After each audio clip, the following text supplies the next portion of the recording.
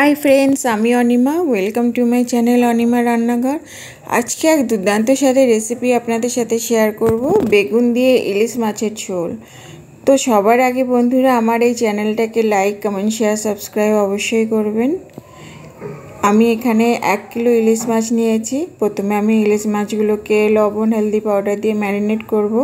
आमी एते लवण दिए दिलाम और दिलाम हल्दी पाउडार दिए एटाके आमी मैरिनेट करे 10 मिनिटेर जोन्नो रेखे देब। এই রেসিপিটা আমি বানাবো বেগুন দিয়ে। এগুলো সব ম্যারিনেট করা হয়ে গেছে, এটা আমি 10 মিনিটের জন্য রেখে দিলাম। তো আগে আমি একটা মশলাও বানিয়ে নেব। আমি এখানে গোটা জিরে আর 8-10টা কাঁচা লঙ্কা দিয়েছি, জল দিয়ে দিলাম, দিয়ে এটাকে মিক্সিতে ভালো করে পিষে একটা পেস্ট বানিয়ে নেব। দেখুন আমার জিরে আর লঙ্কার পেস্টটা রেডি। কড়াই বসিয়ে দিয়েছি, কড়াইটা আমার গরম হয়ে গেছে, এতে আমি সর্ষের তেল দিয়ে দিলাম। এটা পুরো আমি সর্ষের তেল দিয়ে বানাবো। তেলটা আমার গরম হয়ে গেছে। এবার যে ম্যারিনেট করা মাছগুলো ছিল এগুলো আমি তেলে দিয়ে দিলাম, দিয়ে এক এক করে সব মাছগুলো আমি ভেজে নেব।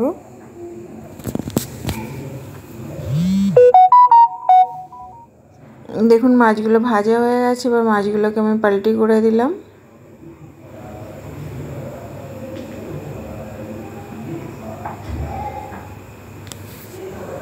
तो इलिश माछगुलो आमार सब भाजा हो गेछे। एमनि करे आमी सब माछगुलोके भेजे नेब।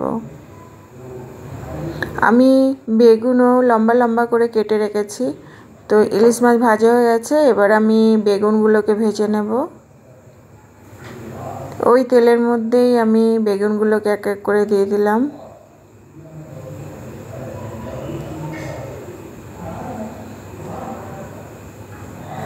ভালো করে নাড়াচাড়া করে দিলাম।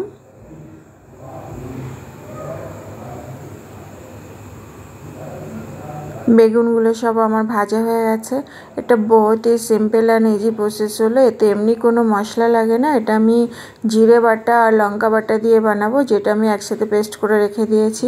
ফোড়নে দিলাম কালো জিরে আর যে মশলাটা আমি করেছিলাম মশলাটা দিয়ে দিলাম।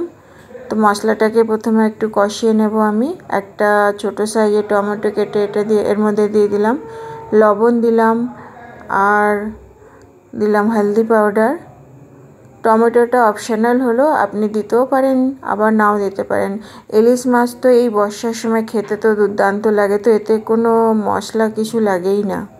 অল্প একটু লঙ্কা গুঁড়ো দিয়ে দিলাম, দিয়ে এবার মশলাটাকে এবার আমি পুরো ভালোভাবে কষিয়ে নেব।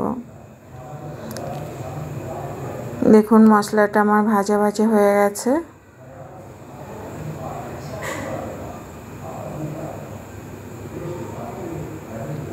এবার ভেজে রাখা বেগুনগুলো আমি এই মশলার মধ্যে দিয়ে দিলাম, দিয়ে মশলার সাথে বেগুনটাকে আরও আমি 2 মিনিট কষিয়ে নেব।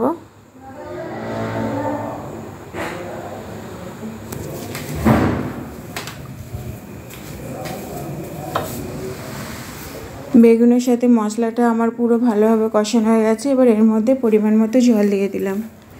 এটা একটু পাতলা ঝোল হবে, বেগুন দিয়ে ইলিশ মাছের পাতলা ঝোল। ঝোলটা ফুটে গেছে, এবার মাছগুলো সব এর মধ্যে আমি এক এক করে দিয়ে দেব।